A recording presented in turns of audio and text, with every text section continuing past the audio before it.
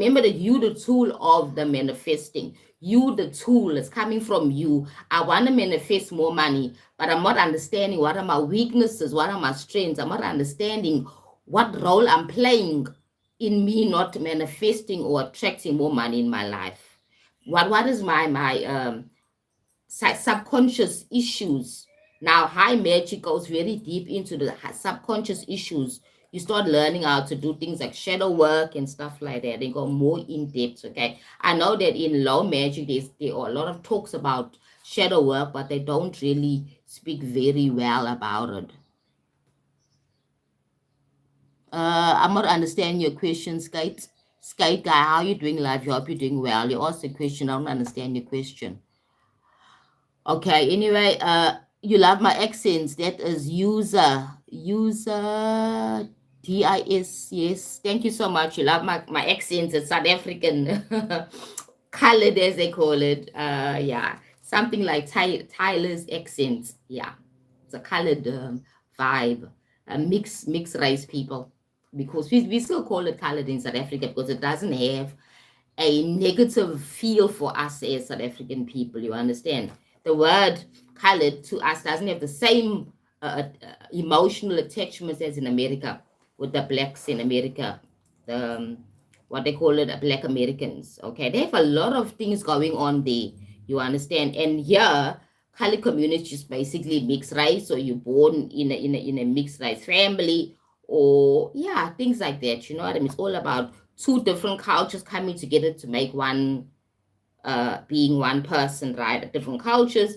In my understanding, any person with mixed descent is kind of mixed race. You understand? Even if you are from the African tribes, for example, the Zulus marry a Xhosa, I still have this idea in my own perception that when a Zulu marries a Xhosa and makes children, they have mixed breeds there, right? But they're not known as colors anyway. But anyway, that's just my opinion. Anything that's coming together loses its authenticness. So the Zuluness gets lost and intertwines with the so-called Xhosa side of things, that whatever it is. That's why you find that in most Xhosa families or Zulu families, they teach both cultures, because the both cultures are important. Now, in the colored communities, in terms of what happened in the past and what's still happening now, we've created our own little culture and our own little understanding, because the colored communities, we're talking about maybe somebody from the European group coming together with maybe a Xhosa person, right, and a black person, you understand? And they make children, they make these colored children, and these colored children now, so-called mixed breeds, are now taught the culture of the Western side and then also from the Xhosa side. So it's a mixed masala kind of thing. That's what it is. I'm doing well, sweetie pie. Levi, how are you, love? How are you doing? Okay. I went off topic there for a moment. I regress. Let me go back to my topic. We're speaking about high magic and low magic. Now, this is my understanding, okay? Remember that the chakras, we have high chakras, the ones above from the heart up, all the high chakras, and we have the lower chakras. Now, in spirituality, a lot of people focus a lot on the higher chakras, and they give more esteem and importance to the higher chakras, okay?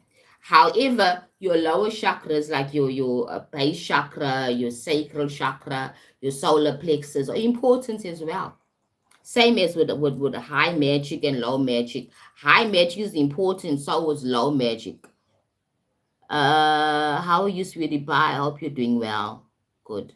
Livy, okay? So it's all about that, right? Both these concepts about magic are important. The only thing about high magic, you need discipline, you need focus, you must be willing to learn the history of the occult history, like the Enochian magic, the Hermetic Kabbalah.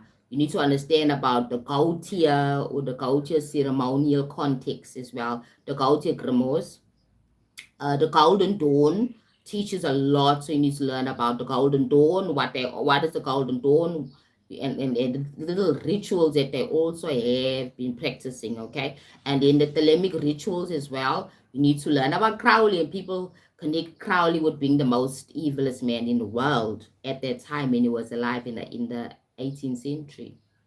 Okay, So if you want to learn more about Crowley, you get to understand the concept. And I mean, the only reason why I got to understand Crowley well and what he was trying to do and where he was coming from was because I put my religious stuff, I removed my religious what you call teachings and my religious ideology I've removed as I've walked away from the church since 2017, 2013 apparently, right? So it's been a long time. So I managed to remove all those things, those fear factors that all know that all about Satanism and the devil and all those things. Now I understand basically that this world is both dark and light. This realm called the earth has both darkness and light. So Crowley, coming from a family that was in depthly on the far right, so deep in the light that it was actually unhealthy and unbalanced. He's coming from a family whereby basically they practiced extreme Christianity. It was so disciplined and he was traumatized as a child. He was traumatized because of these teachings. His parents, his mother, and his father were extremists in terms of religion, Christianity, and that kind of scarred him. Then he spends all his life trying to find his focus back again, right? Hence, the Thelemic rituals and stuff like Thelemic magic rituals and Thelema as a spiritual concept. You understand? Taking your sovereignty. For him, is about taking back his sovereignty, right? And he went a bit too deep into it. He went too much on the dark side instead of finding a middle part. I think that was the problem with Mr. Crowley, right? He was a man with intelligence and he could focus. When he wanted something, he'll focus and he'll manifest these things because he believed in his own personal power, right? Now, when you are focusing a lot on the left-hand side of magic, you do develop a sense of self, a strong sense of self, because it's needed. You're not going to be kind of nurtured like in the right-hand side where there's a God, there's a savior. On the left-hand side is you are your own God. You find your own way. You lead yourself. And I think that's what happened to Mr. Crowley, okay? He basically became very self-centered in the sense that, yeah. But anyway, I've got a lot to say, but I will not say anything bad about that person because it's not nice to talk bad about the dead, right? Apparently, he is the father of let's call it left-hand side magic in terms of the modern traditions or the modern history of magic, okay? All right. So his teachings and all the things that he has learns in his own journeys what people or practitioners of the left are also practicing now. Do what's your waltz. Does not mean do whatever you want to do. It means do what you will, what your purpose is. That's what it means. When I understood that, when I started learning about Telema, I started learning more what it really means, right? Because all this content is online. There's books now. It is not a secret anymore what all the stuff is all about, right? Understand that do as your waltz is not based on you being chaotic, you just doing whatever you want to do. No, it's based on one thing. Do what your waltz mean. Do what your will purpose is. What your purpose is. It's all about that, right? It's about you doing what's your purpose. What's your purpose? If your purpose is to be a creative, to create new things in this world, then do so. Focus all your time on that.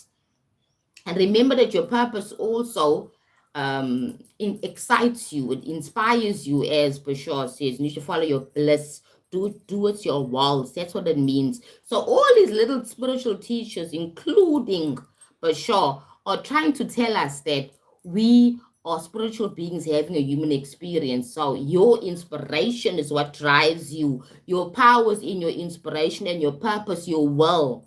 You understand? So dilemma. If you're interested, go and Google and read about it and understand that it's not about being satanic. It's about being one who knows what they want, being one who's following his will in life, being one who's following his purpose, who is driven. It's about focus and discipline, right? People don't understand that the dark side of the left hand side of magic or the left hand part. It's about discipline. It's not about just hurting people and just doing no.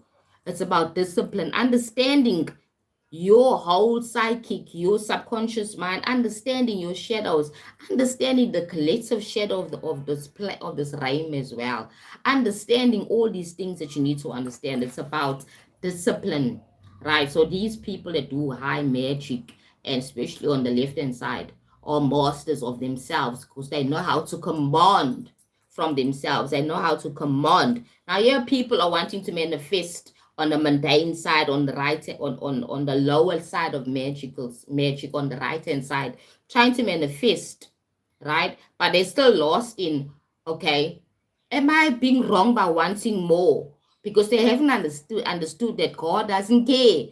God doesn't care about you, about what you want. You choosing, you've given the autonomy here to create whatever you want. Now, the gift of the left hand side is you're not stuck in a dogma of what God wants and what God thinks. You are your own God. You're empowered to do whatever you want to do. Okay, guys, this is all about for information. I'm not telling any person in any way to follow any path. I'm just giving information. This live is about it's an information session. I'm broadcasting information for those that need to get some insight for their spiritual path and understand that you have to in most cases. I believe you have to, right? Maybe you might think you don't have to, but I think that you have to find a middle path, understand both concepts, right? And understand that what is my purpose, where do I want to go in life, how does it make me feel to do left hand side things, how does it make me feel to do right hand side things in terms of spirituality. I need to know myself. There's no right or wrong way of living in this realm.